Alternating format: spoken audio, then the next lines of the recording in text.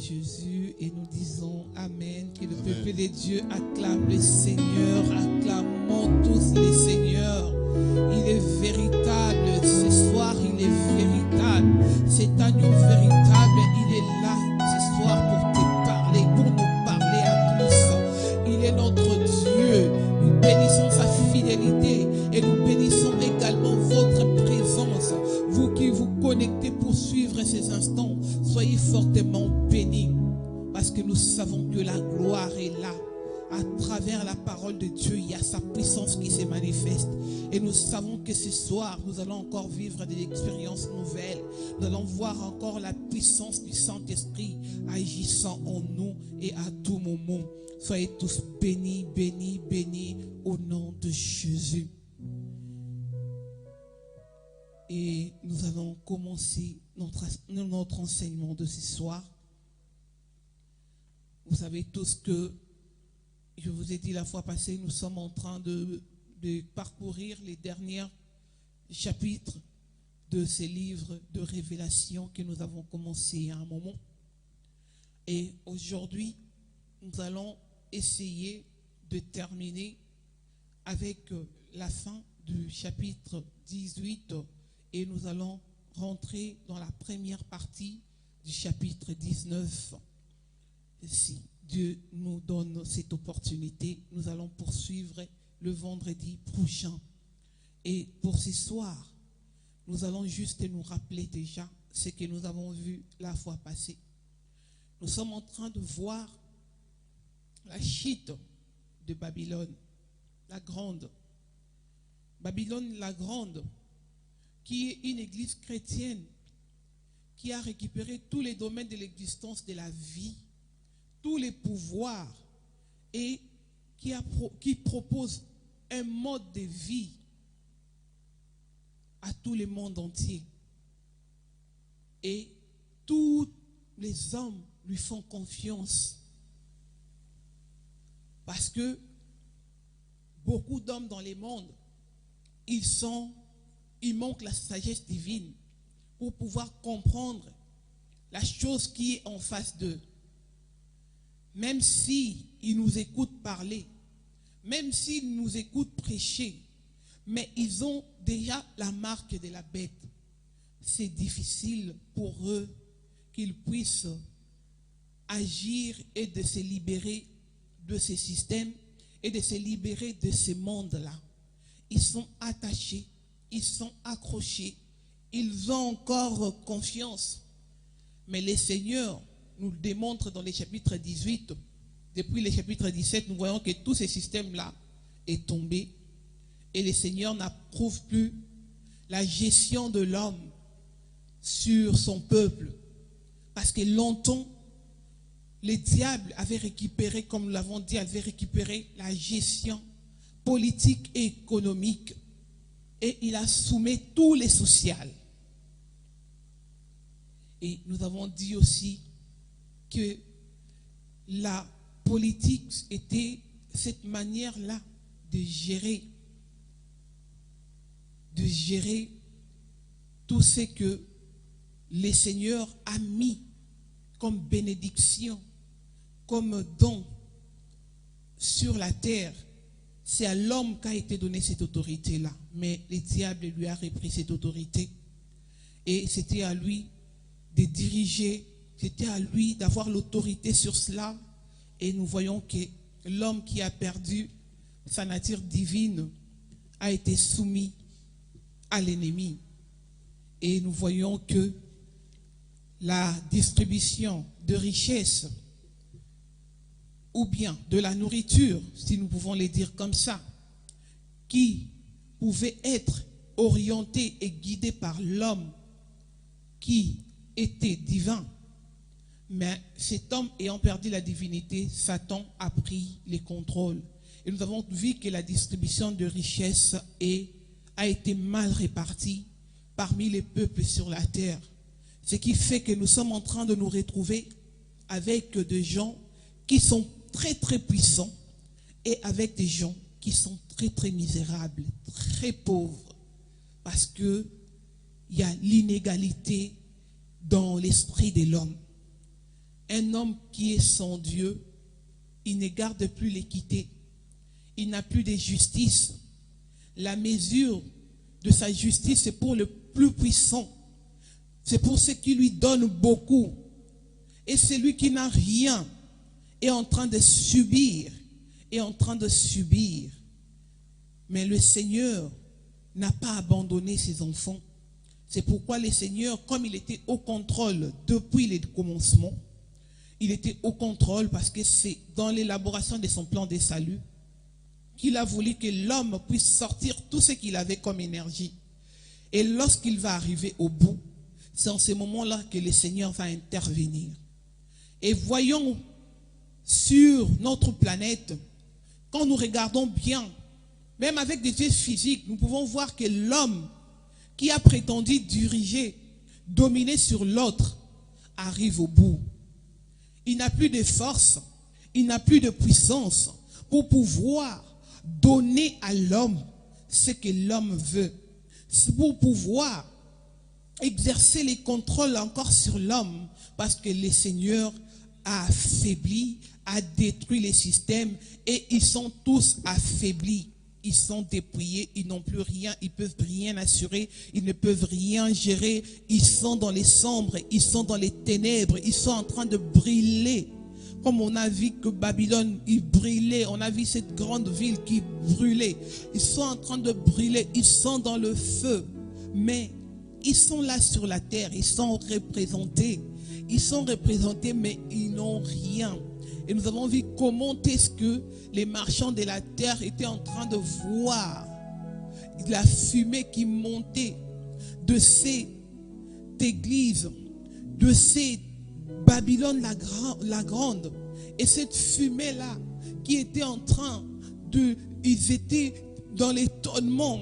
Comment on pouvait voir cette ville qui a nourri longtemps de familles, qui a donné l'espoir, en qui nous avons donné toute notre confiance. Comment nous pouvons voir cette ville en train de se détruire sous nos propres yeux et tout ce que l'homme a bâti est en train de s'évaporer comme de la fumée. Et l'homme ne comprend rien. Ils étaient là dans l'étonnement. Ils étaient là tous en train de regarder. Qu'est-ce qui se passe? Qu'est-ce qui se passe? C'est pourquoi nous avons vu dans les chapitres 18, nous avons vu la lamentation. Ils sont en train de se lamenter. C'est les chants funèbres de perdus. Des gens qui sont perdus dans les mondes. C'est leurs chants funèbres à travers ces passages d'Apocalypse 18. Ils sont en train de pleurer. Ils ne comprennent pas comment est-ce que ils sont en train de perdre. Même s'ils ne croient pas, mais ils sont en train de perdre la lutte, la bataille. Et ils ont multiplié leurs efforts pour rien. Ils ont coalisé pour rien. Parce que Babylone la grande, c'était l'ensemble de ces coalitions-là. Comme la politique affaiblie, l'économie et les sociales est en train d'en partir. Et c'est comme ça que ce système Babylone la grande, qui représente une église, une prostituée, qui va essayer de séduire toutes les nations, de se regrouper, afin de pouvoir tenir tête contre à ces dieux, à Jésus qui revient pour redonner, pour restructurer son monde, le monde qu'il a lui-même créé par sa propre main. C'est comme ça que ils sont, malgré leur désespoir, vous savez, l'orgueil des puissants, ils sont en train de tenir tête.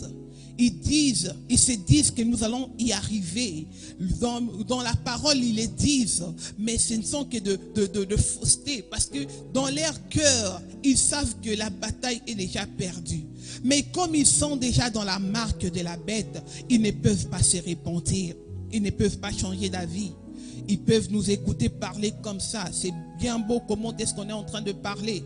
On est en train d'expliquer ces choses pour que le peuple de Dieu, ceux qui vont être rachetés au dernier moment, ces peuples puissent écouter. Mais pour eux, c'est n'importe quoi. C'est rien. Nous sommes en train de... Donc pour eux, c'est nous qui sommes dans la folie de pouvoir expérimenter ces choses avec Dieu, de pouvoir attendre l'inattendu, ce qu'on ne voit pas, ce qu'on ne peut pas voir. Vous êtes dans l'imaginaire. vous êtes dans la folie. Alors que nous, ayant la foi en Dieu, nous comprenons que eux, ils sont vraiment dans une folie qui a atteint son extrémité. Ils sont vraiment à la fin, au bout de ce que l'homme peut expérimenter, peut vivre, peut espérer. Ils ne vont plus y arriver. Et c'est pourquoi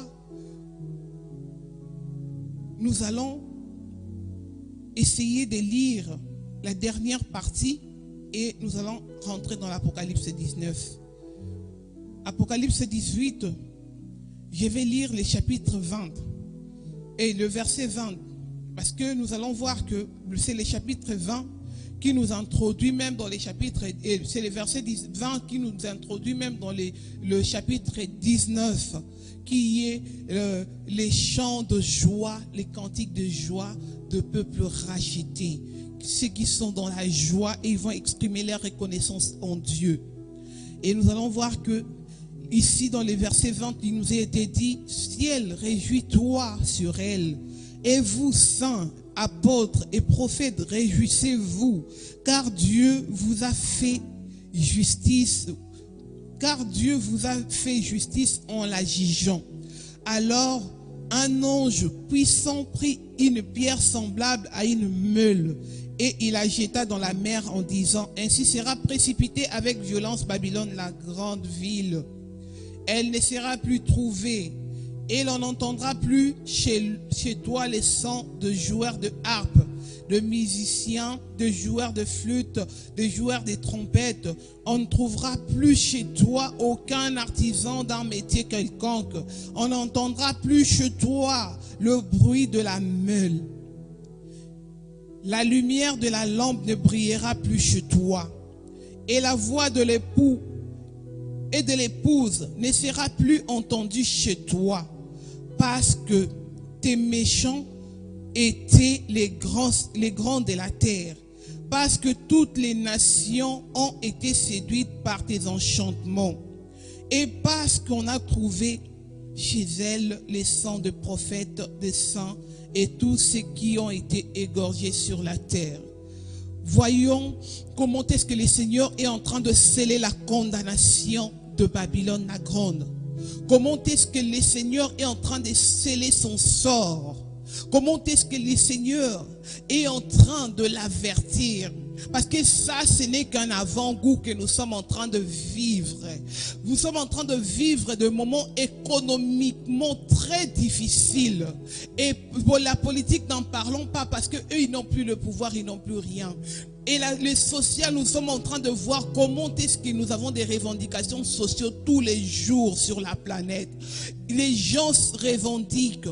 Pourquoi? Parce que tout ce que Babylone la Grande a proposé comme solution, et ça n'a pas marché. Et les seigneurs ici, l'ange est en train de prendre la meule qu'il est en train de jeter dans la mer, et il est en train de dire que c'est comme ça que sera précipitée Babylone la Grande. Donc Babylone la Grande va être précipitée avec son économie, avec sa société, avec tous les gens de la terre. Vous voyez comment est-ce que eux tous ils vont se retrouver dans un gros trouble, parce que le Seigneur va enlever l'époux et lui-même il ne sera pas représenté. On ne le verra plus parce que le monde ne le verra plus. Et maintenant, comme l'épouse, la vraie épouse, a été tourmentée par Babylone la Grande, le Seigneur est en train de nous réconforter. Il est en train de dire à ce système-là que vous n'allez plus entendre la voix de l'épouse, parce que l'épouse va être, c'est le moment, en ce temps-là, c'est le moment de la restauration. C'est le moment de la restauration de l'épouse. C'est le moment où l'Éternel est en train d'aller à la rencontre de son épouse. Et cette épouse-là a été bien préparée, a été bien embellie, il a pris soin d'elle. Et elle a pris soin d'elle afin que le mari puisse la trouver intacte. Et c'est pourquoi le Seigneur est en train de sceller toute la condamnation de Babylone la Grande. Ici, qui a séduit le monde par ses faux miracles, les enchantements, ils ont été par-ci, par-là, avec toute leur médecine, toute leur philosophie, tout ce qu'ils nous ont proposé comme étant de solutions sur la terre. L'homme doit se réfugier en lui-même pour qu'il puisse voir. Donc, la dépendance de l'homme devait dépendre de lui pour pouvoir survivre, pour pouvoir vivre sur la terre. Mais le Seigneur dit, cela est fini. Cela n'aura plus d'effet, surtout sur mon épouse. Cela n'aura plus d'effet parce que mon épouse, c'est le moment que sa lumière puisse briller. C'est le moment qu'on doit voir la lumière de l'épouse briller. Pendant que Babylone est en train de briller, l'épouse est en train de rayonner de gloire et de la puissance du Seigneur, parce qu'on reconnaît en elle la puissance de son Dieu, la puissance de son Dieu, parce que l'épouse a cru à ce Dieu-là qu'il n'a pas vu, mais qu'il a expérimenté personnellement dans son intérieur, dans son esprit. L'épouse a expérimenté ces temps, ces moments qui passaient avec son ami, l'Esprit de Dieu, qui était en train de lui montrer des choses, qui lui est en train de lui garantir sa vie. Et l'épouse va sortir de ces choses, la tête haute, mais non à cause de lui, parce que la grâce de Dieu était toujours sur elle, malgré tout ce qu'elle a pu vivre sur la terre. Le Seigneur est avec elle. Le Seigneur est avec elle. Le Seigneur l'a gardée pure. Le Seigneur l'a gardée pure pour elle. Et c'est pourquoi nous allons rentrer. Avant de rentrer, nous allons dire aussi une chose qui est vraiment très très capitale. Que ma relation avec Dieu ne dépend pas du monde. Ma relation avec Dieu ne dépend que de Dieu lui-même, ne dépend que de Dieu, du Saint-Esprit. Parce que voilà comment est-ce que Babylone son sort a été scellé. On va se donner la peine de pouvoir parler, de pouvoir chercher ces gens-là pour pouvoir les ramener. Ils ne vont pas venir. Mais les seigneurs, on est très très joyeux de vivre l'expérience qu'on est en train de vivre avec les seigneurs. Que ça soit dans la douleur, que ce soit dans la joie, nous, enfants de Dieu, nous devons nous concentrer sur notre relation personnelle avec Jésus-Christ. Et cette relation, cette spiritualité passe par le Saint-Esprit. Le Saint-Esprit qui doit diriger ton corps, qui doit diriger ton esprit, qui doit marcher avec toi pour t'assurer une longue vie, pour t'assurer l'éternité, pour t'assurer la résistance devant les forces du mal. C'est l'œuvre du Saint-Esprit en nous qui nous donne même la force de résister. C'est pourquoi vous, les saints, les apôtres, tout le monde, le Seigneur dit, éclatez de joie, bénissez le Seigneur, rendez-lui honneur et gloire, parce qu'il vous a vengé. Il vous a vengé de tout ce que le monde vous a fait subir. Jusque-là, le Seigneur vous a vengé. Parce que l'Éternel n'attendait que le mal puisse atteindre son point culminant, son apogée. Et nous avons vu l'apogée du mal. Nous sommes en train de vivre les combles du mal. Et c'est maintenant le moment que le Seigneur puisse intervenir. C'est pourquoi vous avez vu que dans le chapitre 18, le Seigneur intervient. Et maintenant nous rentrons dans le chapitre 19 pour nous parler, poursuivre avec cette joie de racheter. Nous avons dit que les rachetés, ils sont dans la joie. Parce que le Seigneur a dit dans les 18-20, il a dit, réjouissez-vous tous, réjouissez-vous. Ciel, réjouissez-vous, les saints, les apôtres, les prophètes, réjouissez-vous aussi, car Dieu vous a fait justice en jugeant Babylone la grande. Et maintenant ici, c'est les chants, c'est les psaumes des enfants de Dieu, c'est les cantiques de joie que les peuples de Dieu vont émettre ici, qui va passer par les alléluia et les amen que nous allons voir dans ces passages. Et pour essayer de comprendre le chapitre 19 aussi, nous devons toujours situer comme nous l'avons toujours situé. Nous devons déjà nous souvenir de nos fêtes. Là, il n'y a pas longtemps, je venais d'en parler le jour les dimanches derniers, les fêtes juives. Et il est important de savoir se situer. Parce que dans le chapitre 18, nous avons vu que nous étions dans la fête, dans les temps de purification, dans la fête de purification du sanctuaire. Et nous étions dans cette fête-là. Et dans les chapitres 19, nous voyons maintenant, c'est le tabernacle, c'est la fête du tabernacle qui est en train de s'exprimer. C'est pourquoi on disait que c'était une fête joyeuse en Israël, où le peuple de Dieu chantait les allèles. Donc les allèles, nous voyons même dans les psaumes 113 jusqu'au psaume 119, vous allez voir que ce sont des psaumes où David loue les seigneurs, où les enfants d'Israël étaient en train de chanter, parce que le jour de fête où ils célébraient les tabernacles, ils étaient en train de chanter ces cantiques-là.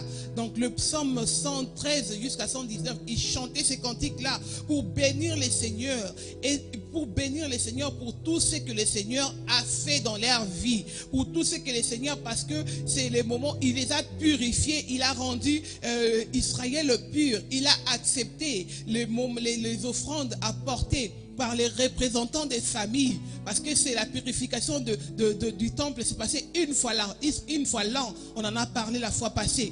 Donc il fallait purifier, et lorsque Israël est purifié, Israël rentre maintenant dans la préparation de la fête des tabernacles. Et ici maintenant, il est important aux enfants de Dieu de comprendre que là nous sommes au retour du Seigneur, nous sommes dans la fête des tabernacles, où le Seigneur est en train de communier avec son peuple, où le Seigneur est en train de restaurer son peuple, de rétablir son peuple, sur la terre, d'établir sa gestion, d'établir comment est-ce qu'il a pensé. Il a pensé le monde avec Dieu. Comment est-ce que Dieu a pensé le monde? Comment est-ce qu'il va établir sa justice sur la terre? Et nous allons voir tout cela, ça se passe dans ce chapitre 19. Ici, il n'est plus question du sanctuaire. Ici, maintenant, nous sommes dans la partie où le Christ a déjà quitté les sanctuaires célestes et il revient vers son peuple, et nous sommes dans le mois de Tishri. Nous savons que c'est le 10 du mois de Tishri qui est le mois d'octobre. Et nous sommes là. Nous allons lire le chapitre 19. Nous allons commencer notre lecture. Après cela, j'entendis dans les ciels une voix forte d'une foule nombreuse qui disait: Alléluia! Le salut, la gloire et la puissance sont à notre Dieu, parce que ses jugements sont véritables et justes, car il a jugé la grande prostituée qui corrompait la terre par son impudicité, et il a vengé les sangs de ses serviteurs en les redemandant de sa main. Et ils dirent une seconde fois: Alléluia. Et sa fumée montait au siècle des siècles.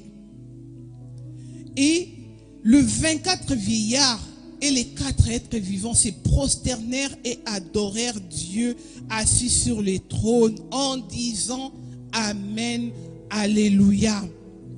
Et une voix sortit du trône disant: Louez notre Dieu, vous tous, ses serviteurs, qui les craignez, petits et grands. Nous allons continuer avec le verset 6. Et j'entendis comme une voix d'une foule nombreuse, comme un bruit de grosses eaux, et comme un bruit de fort tonnerre, disant: Alléluia, car le Seigneur notre Dieu Tout-Puissant est entré dans son règne. Réjouissons-nous et soyons dans l'allégresse et donnons-lui la gloire, car les noces de l'agneau sont venues et son épouse s'est préparée. Nous allons d'abord nous arrêter là. Après, nous allons donner des explications et prendre la deuxième partie de ces parties A que nous sommes en train de voir ce soir. Ici, il est question des noces de l'agneau. Il est question, nous avons bien expliqué, nous sommes dans les tabernacles. Il y a un temps où on se prépare cette fête et on rentre dans l'ambiance de cette fête. Et le peuple de Dieu qui est devant l'Éternel, il pousse, il crie des Alléluia. Les Alléluia, on ne le voit pas dans tous les Nouveaux Testaments. Le seul endroit où nous sommes en train de voir les Alléluia, c'est dans ces chapitres 19 de l'Apocalypse. Et il y en a 4. Il y en a 4.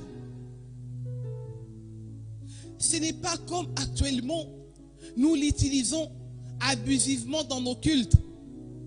Mais il faut savoir quand est-ce que il faut utiliser ces Alléluia. Ces Alléluia sont utilisés quand les méchants sont retranchés. Lorsque vous lisez dans le psaume 104, verset 35, vous allez voir le peuple célèbre et dit dans ces moments-là que les méchants sont retranchés. C'est en ces moments-là, lorsque Babylone la grande tombe, chute, et ils sont retranchés d'Israël, le peuple de Dieu. C'est en ces moments-là que le peuple chante, pousse des cris de joie vers l'Éternel. C'est en ces moments-là que le peuple rentre en extase pour adorer le Seigneur. C'est en ces moments-là que le Seigneur est en train de se glorifier par les Alléluia de son peuple, un peuple racheté. La première fois qu'on a chanté ces Alléluia, c'est dans les psaumes. Et maintenant, vous voyez, pour la deuxième fois dans l'Ancien Testament, c'est dans les psaumes et c'est dans l'Apocalypse 19, où quand le Seigneur a retranché les méchants et il a séparé, il a pris les justes. C'est en ce moment-là que le peuple de Dieu réalise l'accomplissement de ses promesses de Dieu, de ses promesses d'un mariage qu'elle avait tant attendu, d'un mariage qu'elle avait tant espéré au moyen de sa foi. C'est en ce moment-là que le peuple est en train d'exprimer cette joie qui est immense.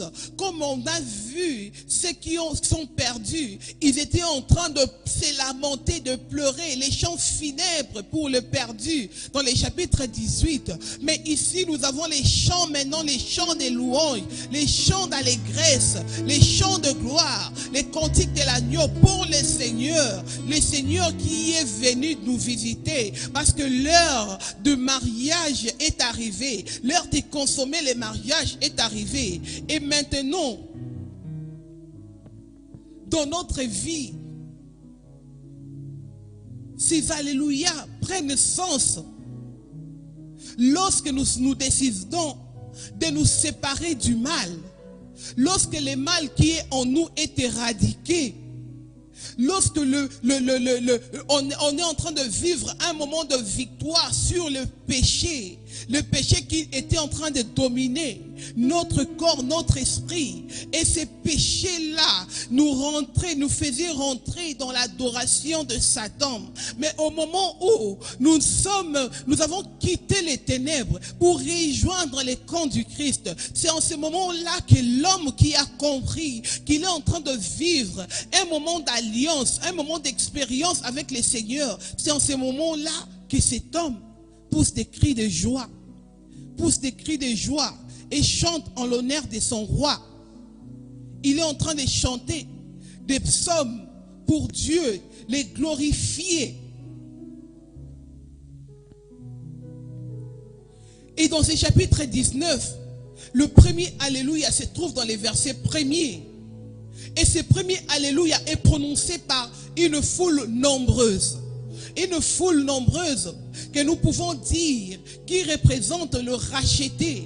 Et les rachetés scellés, comme nous l'avons dit, les 144 000 debout. Ce sont eux qui sont en premier, en train de pousser ces cris de joie, qui sont en train de dire cet Alléluia là, parce que à cause de la restitution de ce qui est à Dieu, ils ont dit que la gloire, la puissance, le salut est à notre Dieu. Ils sont en train de tout restituer à Dieu. Parce que les puissants de la terre, ils se sont appropriés de la puissance, de la domination terrestre. Et maintenant, les enfants de Dieu qui ont espéré en Dieu depuis longtemps, qui ont attendu cet avènement et qui ont eu la chance de rester vivants pendant que Christ est retourné, ils sont en train de pousser cet Alléluia pour dire que le salut, la gloire et la puissance est à Dieu. Ils sont en train de lui remettre tout. Ça veut dire nous sommes reconnaissants, nous sommes en train de donner gloire à Dieu. Et le deuxième Alléluia, c'est dans les versets 3 comme nous l'avons lu. Et dans les versets 3, vous allez voir que c'est toujours la foule qui est en train de crier cet Alléluia, cette foule nombreuse. Et cette foule nombreuse, vous allez voir, il pousse ses cris. Pourquoi? Il pousse ses cris parce que les souvenirs de ce qui est passé restent éternels. Nous revoyons l'histoire de Sodome et Gomorrhe. Le péché arrive à son point culminant. Le Seigneur décide d'éradiquer, de brûler Sodome. Mais ce n'est pas seulement Sodome qui a été brûlé, avec les villes voisines. Nous pouvons lire cela rapidement dans Jude 2, dans Jude 7.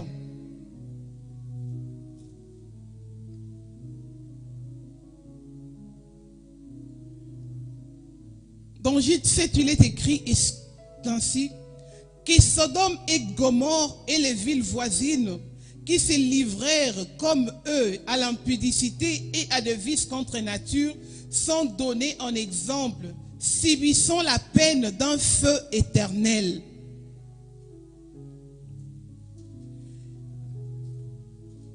Ici, nous voyons que nous avons dit que Sodome était en train de subir un feu éternel. Le feu, tel que beaucoup l'ont prêché, pour que beaucoup le disent de foi, Dieu va détruire Babylone. Il va le jeter dans le feu. C'est comme si c'est un feu qui viendra et qui brûlera éternellement et qui sera en train de consumer. Non, Sodome et Gomorrhe a brûlé parce que le Seigneur avait décidé. Mais aujourd'hui, lorsque vous pouvez suivre même des documentaires, vous allez voir que là où c'est situé Sodome et Gomorrhe, on ne peut pas les situer. Parce que lorsque le Seigneur a décidé d'agir, on ne verra plus cette ville. Et cette ville, lorsque vous lisez, j'ai appris dans des enquêtes que cette ville est perdue dans la mer Noire. Là où se trouve la mer Morte. C'est là où il y a les ruines de cette ville. Mais visuellement, on ne peut plus reconnaître un endroit sur la terre où étaient bâtis Sodome et Gomorrhe. Mais malgré que la ville n'existe plus, aujourd'hui nous sommes en train de parler de Sodome et de Gomorrhe. Parce que le fait de ces jugements-là que le Seigneur a exercés sur eux, c'était un fait éternel. Et aujourd'hui, on ne peut plus parler de cette ville-là si ce n'est dans l'histoire. C'est pourquoi ici, le racheté, la foule, debout sur la terre, ils sont en train de crier de crier Alléluia, de glorifier les Seigneurs, parce qu'ils sont en train de se souvenir de l'événement. Mais les souvenirs n'a pas des effets émotionnels sur le peuple de Dieu. Mais ils sont en train de penser, c'est comme les cantiques. On est en train de chanter comment est-ce que le Seigneur nous a donné des victoires à la mer Rouge, comment est-ce qu'on a traversé, comment est-ce qu'on a fait tomber Jéricho. Ce sont les choses qui sont passées et les souvenirs restent éternellement en nous. Et c'est comme ça que ces deuxièmes Alléluia poussés par les foules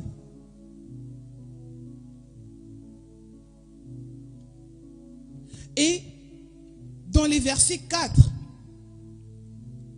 on dit, et les 24 vieillards et les 4 êtres vivants se prosternèrent et adorèrent Dieu assis sur les trônes en disant Amen, Alléluia. Le troisième Alléluia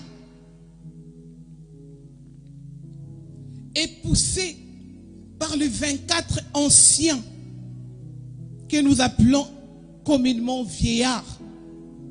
Ce sont eux qui poussent ces cris de joie en accord avec les bruits de la foule que nous avons ressenti.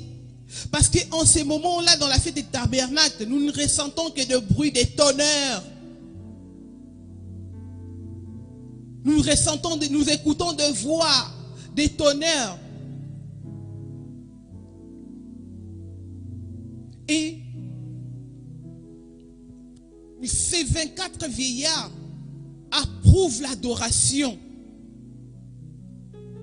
Et cette adoration, on ne peut pas le faire si on ne dit pas Amen.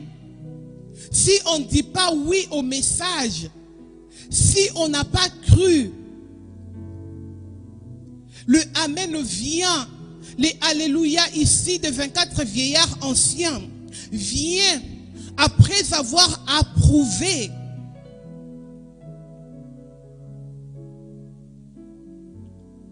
Donc ici, le troisième Alléluia nous montre qu'il faut d'abord croire avant d'adorer.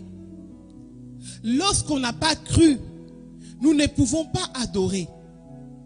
Il faut d'abord croire au Seigneur et être justifié et voir rentrer dans les tabernacles. C'est au moment des tabernacles qu'on loue. C'est au moment de la 7e fête qu'on loue. C'est au bout du 7e jour, les jours du repos de l'Éternel, qu'on adore Dieu. Et nous sommes en ces moments-là. Regardez ce qui se passe. Les anciens, ils sont en train d'adorer. Leur Alléluia est approuvé par l'Amen qui les précède. Et nous sommes en train de descendre. Dans les versets 6, il dit, j'ai entendu comme une voix d'une foule nombreuse, comme un bruit de grosses eaux et comme un bruit de fort tonnerre, disant Alléluia, car le Seigneur notre Dieu Tout-Puissant est entré dans son règne. Le 4e Alléluia est encore poussé par la foule. Et cette foule-là, maintenant, est constituée par l'ensemble des rachetés. Par tous ceux qui ont été rachetés depuis Adam jusqu'au retour de Jésus.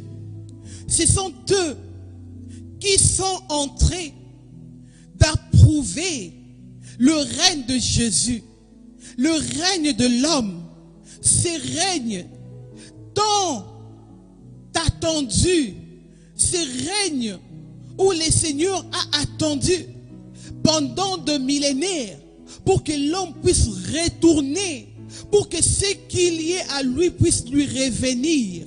Et maintenant, lorsque le Seigneur récupère ce qui est à lui, lorsque le Seigneur récupère son peuple, le Seigneur a maintenant de gens pour diriger. Et nous voyons qu'ils sont en train d'approuver. Ils ont vu le règne du Seigneur. Parce qu'en ces moments-là, c'est lui-même le roi des rois qui tient le règne devant son peuple. Et le peuple, ayant vu toute cette gloire, les gens, ils sont en train de s'exclamer avec ces alléluia pour pouvoir rendre la grâce à notre Dieu.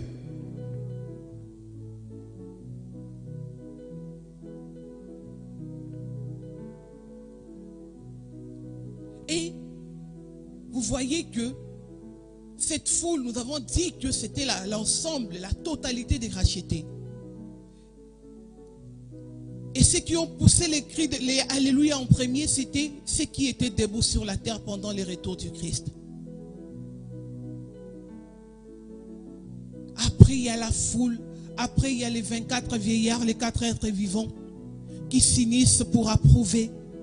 Et après, il y a toute l'humanité rachetée qui est en train de glorifier le Seigneur. Enfant de Dieu racheté, le Seigneur a payé un grand prix pour toi. Et il t'a racheté. Tu as été sauvé. Tu as été délivré. Et ne crains rien. Toi qui tu te retrouves dans les camps de Dieu. Tu as qui est là. Prépare ces moments. Parce que c'est l'unique moment que nous attendons tous.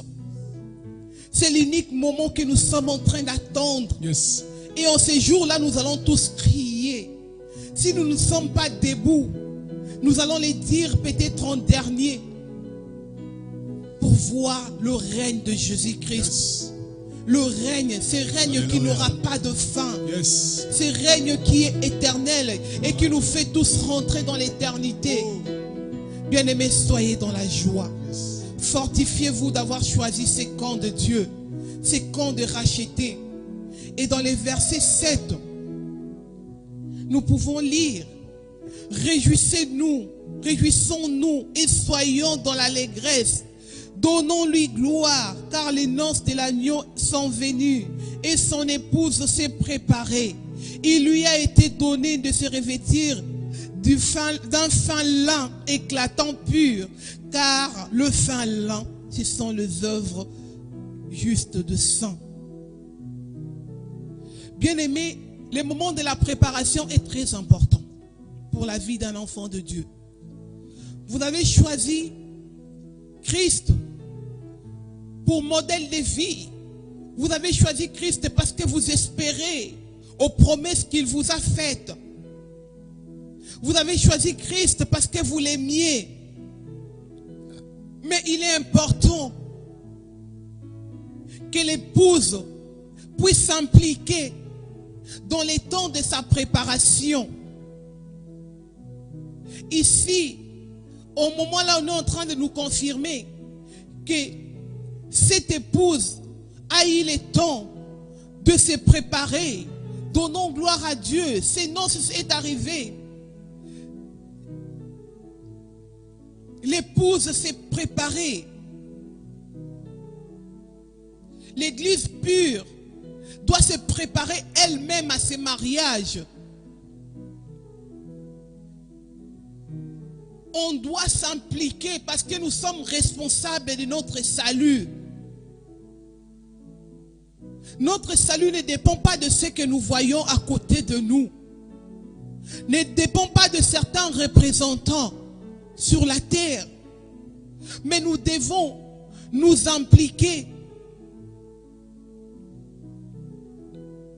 Parce que, regardez comment est-ce que Esther, pour être introduit chez le roi, ce temps implique une année de préparation. Une année de préparation. Dans cette année de préparation, nous avons les temps de bain, nous avons des temps d'huile essentielle et nous avons les temps de parfum. les temps de bain où tu choisis Jésus pour que tu sois justifié. Et c'est ça. Tu t'impliques en disant oui à ton Créateur. Et lui, il fait par la suite. Il te justifie. Et tu deviens saint par lui. Avec le bain d'huile. Les moments de la purification. Avec le Saint-Esprit. Et les moments après être purifié par le Saint-Esprit. Tu as aussi les temps de parfum. Les temps où tu adresses tes prières à Dieu. Les temps où tu restes dans les secrets avec le Seigneur. Où tu lui parles, où tu communiques avec lui. Parce que le Seigneur veut t'écouter. On dit que cette épouse a été revêtue du fin lin. Cette épouse a été revêtue. Elle n'a pas porté le fin lin elle-même. Elle a été revêtue. C'est parce que le Seigneur t'a justifié au moyen de ta foi. C'est ce que nous appelons la justification par la foi. Et le Seigneur te met une robe blanche, le fin lin pur, qui est très pur. Et il t'accorde. Et cela implique dans ta vie la réalisation de bonnes œuvres. Parce qu'avec le fin lin, on ne peut que faire de bonnes œuvres. On ne peut que accomplir avec notre droite ce que le Seigneur nous dit de faire. Parce que nous avons été scellés. Nous avons été marqués par les sceaux du vin. Et ces sceaux-là nous a scellés pour Dieu. Nous a scellés. Nous a rendu une épouse parfaite pour Dieu. Et dans la préparation, il faut faire aussi attention. Parce qu'il a mis les amis de l'époux, de l'épouse, ils sont là pour t'aider. Parce que tu as des amis. Tu as un ami en priorité. C'est le Saint-Esprit. C'est le Saint-Esprit qui connaît le choix de Dieu. Qui connaît la volonté de Dieu. Qui connaît ce que ton époux aime. C'est pourquoi il est là pour toi. Pour t'aider dans cette période de préparation. Où tu te prépares pour ton époux. Parce que tu es en ce moment-là.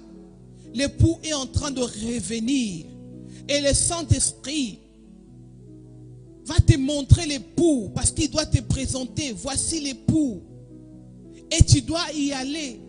Mais il ne faut pas que tu manques d'huile. Parce que si tu manques d'huile et temps d'y arriver, ta lampe sera déjà éteinte. C'est pourquoi il faut en avoir en réserve. Il faut avoir le réserve. Si tu n'as pas de réserve, tu seras comme les 5 vierges folles. Le Seigneur, cette épouse qui a été préparée, il a été préparé aussi dans sa virginité. Donc, nous voyons que, rassurons-nous que nous n'avons pas été corrompus avec d'autres dieux. Que nous ne sommes pas rentrés dans l'idolâtrie après avoir choisi la voie de Dieu.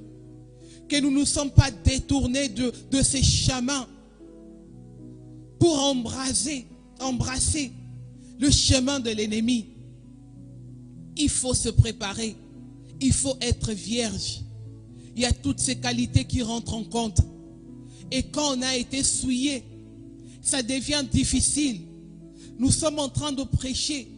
Beaucoup des enfants de Dieu, ils ont abandonné et ils ont reçu la marque. Et ils ont reçu la marque.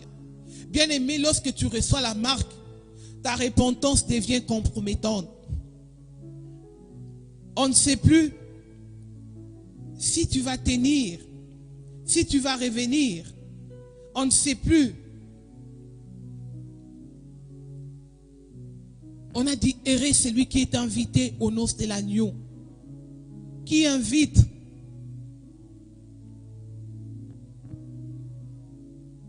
C'est toi qui invites. Quand on se marie, c'est toi qui te prépares. Tu invites. Tu as des invités qui doivent venir les jours de ton mariage. Parce que tes invités attendent voir l'époux. Qui est l'heureux élu? Tu as tes amis. Et en ces moments-là, il y a une expérience de bonheur. C'est pourquoi même dans nos mariages terrestres, on nous souhaite qu'au couple ait du bonheur. Mais toi, le bonheur, c'est de goûter à la joie du salut. Tu es en train, le Seigneur te fait goûter la joie du salut pendant que tu es en train de te préparer. Le Seigneur te fait goûter par anticipation à la joie de la restauration d'Israël.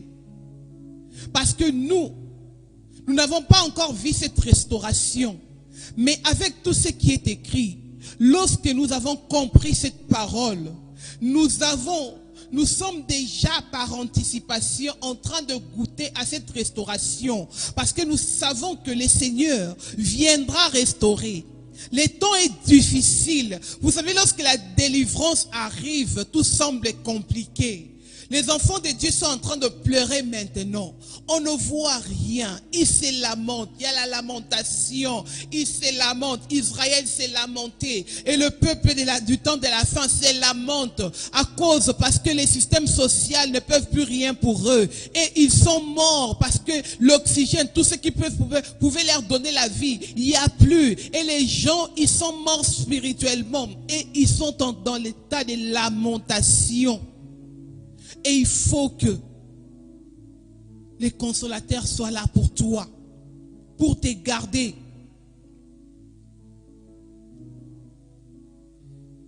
Et vous voyez,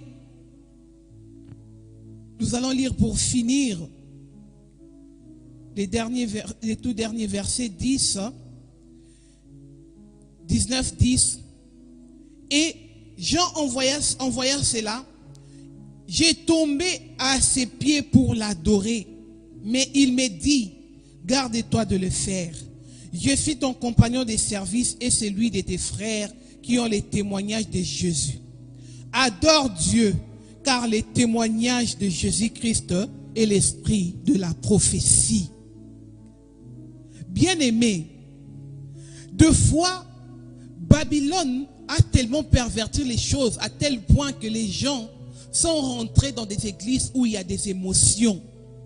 Les gens pensent que lorsque on a certains feelings dans une certaine église parce qu'il y a la musique, il y a les instruments qui fait ceci, on rentre là, on est en train de voir des choses, on a guéri quelqu'un et les gens ils voient de miracles, les gens ils sont dans l'émotion. Et quand ils voient toutes ces choses, regardez, ça ne nous arrive pas qu'à nous. C'est arrivé à l'apôtre Jean. Vous savez, Jean était dans une souffrance parce qu'il était dans l'île de Patmos. Il était en exil parce qu'on cherchait à tuer tous les fidèles de Jésus à l'époque. Et maintenant, regarde le Seigneur. Maintenant, il fait goûter à Jean la joie à venir. Les choses célestes, les choses révélées, que Jean voit. Fait en sorte que c'est lui qui lui montrait ces choses-là, c'était un ange. On a dit que Jésus opère à travers les mystères des anges. Et cet ange-là qui lui montre ces choses-là. Et quand il arrive à la fin, Jean, il tombe. Ce n'est pas la première fois. Vous avez vu au début aussi, Apocalypse 1. Vous avez vu, il est aussi tombé. 2, il est aussi tombé pour adorer. Lorsque l'émotion est trop grande, les gens risquent de tomber dans l'idolâtrie. C'est ce que nous voyons avec nos pasteurs, avec nos prophètes, avec tous ceux qui nous guident aujourd'hui. Les gens tombent facilement dans l'idolâtrie parce que ce qu'ils voient est tellement grand. L'esprit de l'homme n'a pas été préparé pour maîtriser toutes ces choses. C'est pourquoi le Seigneur, quand il veut nous parler, le Seigneur, il veut que nous puissions les saisir à travers sa parole, non à travers les effets, non à travers les miracles, les démonstrations. Lorsque on voit toutes ces choses-là, l'esprit de l'homme rentre dans une forte émotion. Et ce qui est en train de perturber son jugement. Et le Seigneur veut qu'on l'écoute dans les silences. Veut qu'on maîtrise la parole. Lorsque tu maîtrises la parole, lorsque tu comprends tout, même si devant toi il y a Babylone la grande, il est en train de mystifier les choses, tu ne vas pas tomber dans cette erreur d'adorer l'ange. Parce que Jean est tombé dans cette erreur. Il voulait plus de 3 fois adorer l'ange. Et l'ange lui dit, avec toute humilité, vous voyez que les anges sont humbles, ils ont l'esprit d'humilité. Avec toute humilité, il lève-toi, il lui dit, il lui précise qui il est. Il dit, je suis juste ton compagnon de service. Lève-toi. Adore Dieu. Il lui demande d'adorer Dieu. Bien-aimés, lorsqu'on vous montre ces choses, ce n'est pas pour adorer ceux qui vous montrent ces choses. Ce n'est pas pour déifier vos maîtres qui sont devant vous. C'est pour donner gloire à Dieu. Lorsque tu écoutes ces choses, faut pas mettre trop d'émotions là-dedans. Parce que tu risques de dérouter la voix du Seigneur. Je vous ai dit tout à l'heure, ne vous appuyez pas sur l'homme. Ne vous appuyez pas sur l'homme. Quand on souffre dans la foi, dans notre fragilité, dans cette souffrance-là, on risque d'être prise par nos émotions. Et c'est ce que le Seigneur est en train de nous révéler dans ces livres d'Apocalypse. Il est en train de nous faire voir toutes ces choses pour que nous ne puissions pas tomber dans l'idolâtrie, d'adorer l'homme qui est devant toi au lieu d'adorer ton Créateur. Nous ne devons pas passer d'une douleur forte à une joie tellement forte. Le Seigneur a de justes mesures pour équilibrer.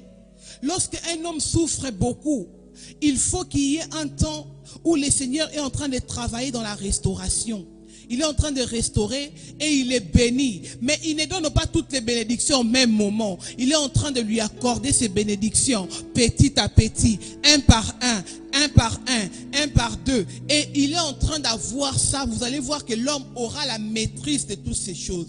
Mais quand l'homme n'a pas été préparé pour recevoir petit à petit ces choses, il les reçoit d'un coup, comme le fait Babylone la grande. Vous allez voir que cet homme-là tombe dans l'idolâtrie. Et il n'a pas le contrôle de ces choses. Il ne sait pas maîtriser toutes ces choses.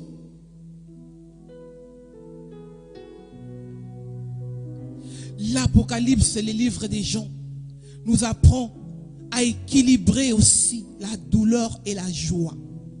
Oui, nous sommes dans la joie. Il y a aussi la douleur à côté.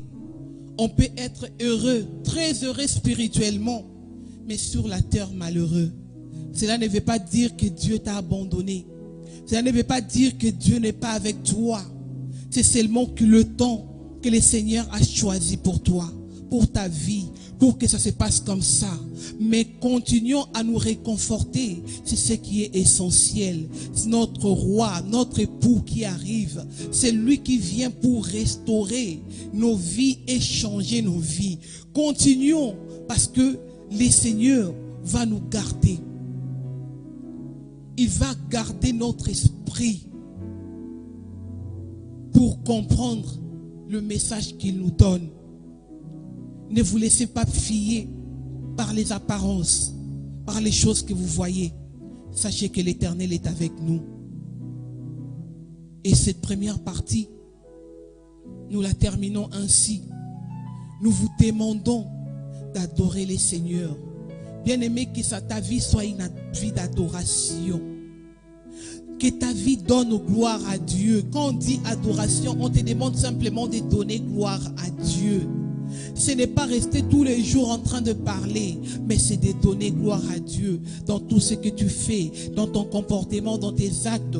Que le Seigneur soit avec toi et que tu puisses manifester l'image du Christ créateur en toi. C'est en ce moment-là que nous voyons que le Seigneur a récupéré son peuple. Il a récupéré sa créature. Et maintenant, nous sommes en train de commencer une nouvelle vie avec le Maître, avec notre Roi. C'est lui qui est fidèle, c'est lui qui est véritable, c'est lui qui ne trahit pas. À lui l'honneur, la puissance, la gloire au siècle des siècles. Bien-aimé, bénis les Seigneurs. Avec une courte prière, bénis les Seigneurs. Dis Seigneur, j'ai écouté ces choses. Mon esprit a été voilé longtemps. Mais Seigneur, maintenant que tu m'as dévoilé, Seigneur, ces choses, mon cœur s'est réjoui.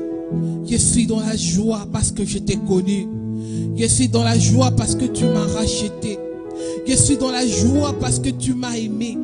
Je suis dans la joie parce que tu m'as sauvé. Je suis dans la joie parce que tu m'as justifié. Seigneur, reçois l'adoration pour tout ce que tu fais, pour tout ce que tu vas continuer à faire, Seigneur. Mon cœur est dans la joie. Je suis en train de crier Amen et Alléluia, Seigneur, parce que j'ai adhéré à ton œuvre, Seigneur. Merci, Jésus. Louons les Seigneurs, louons-les. Je te célèbre, roi de mon cœur.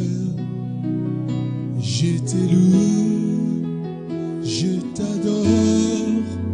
Je te célèbre, roi de mon cœur. Emmanuel, Emmanuel,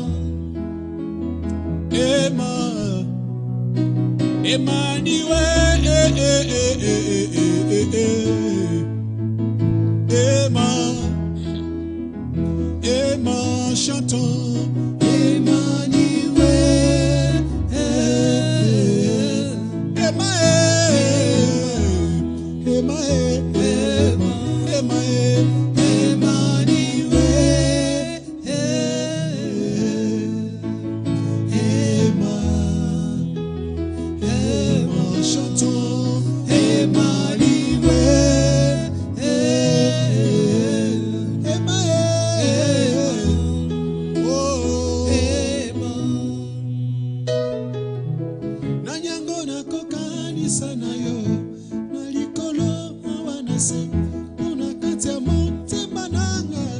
je connais quand c'est l'amour. Zambo yandima komikaba.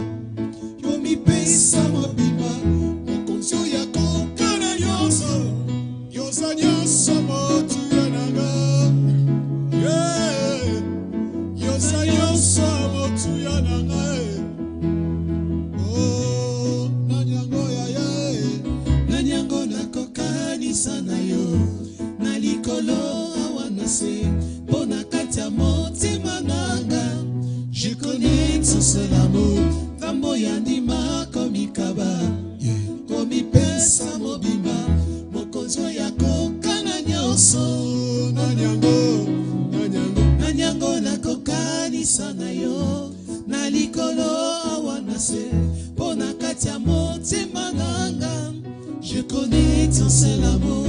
Tambo yandima komikaba. Komi pesa mobima. Mokonzo yako kana nyoso. Yoza nyoso motu yananga. Oh, yoza nyoso motu yananga. Oh,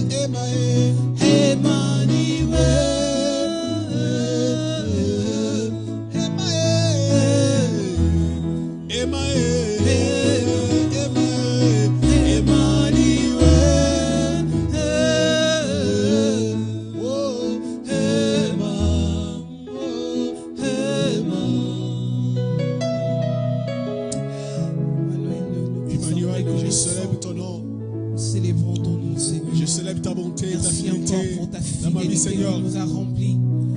Tu restes et tu règnes de gloire dans ma vie, Seigneur.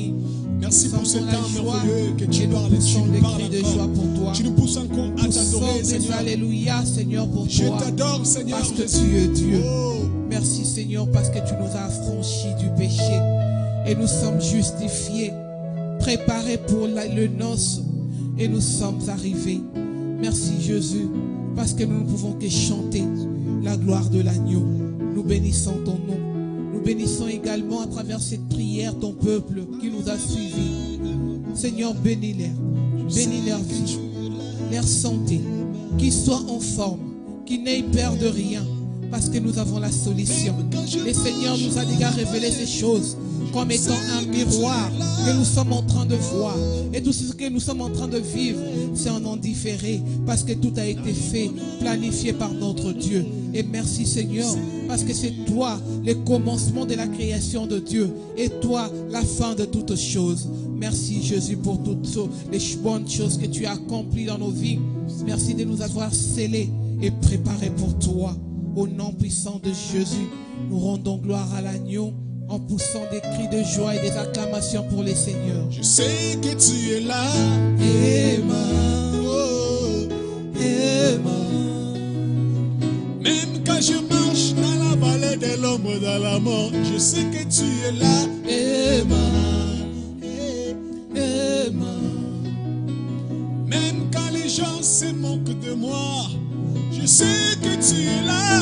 Amen. Jésus, Emmanuel. Emmanuel.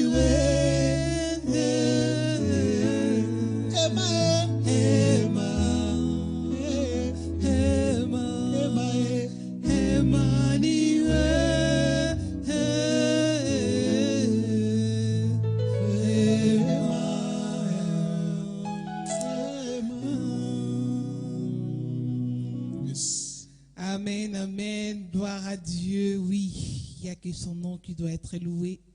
Merci encore au peuple de Dieu, vous tous qui nous avez suivis à travers le monde. Que Dieu vous bénisse abondamment. Nous savons que vous nous suivez et ça nous encourage aussi. Et le Seigneur est avec vous. Il sera toujours avec vous et dans vos maisons. On se retrouve vendredi prochain pour ce culte des enseignements. Et nous allons aborder la dernière partie de ce chapitre 19. Et le dimanche, nous sommes là dans notre culte. Venez tous, on est là. Malgré les confinements, nous continuons. Les lieux de culte sont ouverts. Donc nous sommes là. Venez nombreux. Que Dieu vous bénisse abondamment. Merci à Keila, merci au pasteur Constant, merci à tous nos frères qui nous suivent à travers les mondes. Merci Herbie, merci Grady, merci Papa Kajima, merci à vous tous qui nous avez suivis à travers les mondes. Merci aussi à Christelle de Dieu pour ton anniversaire. Que Dieu te bénisse abondamment et nous nous retrouvons la semaine prochaine. Que Dieu vous bénisse.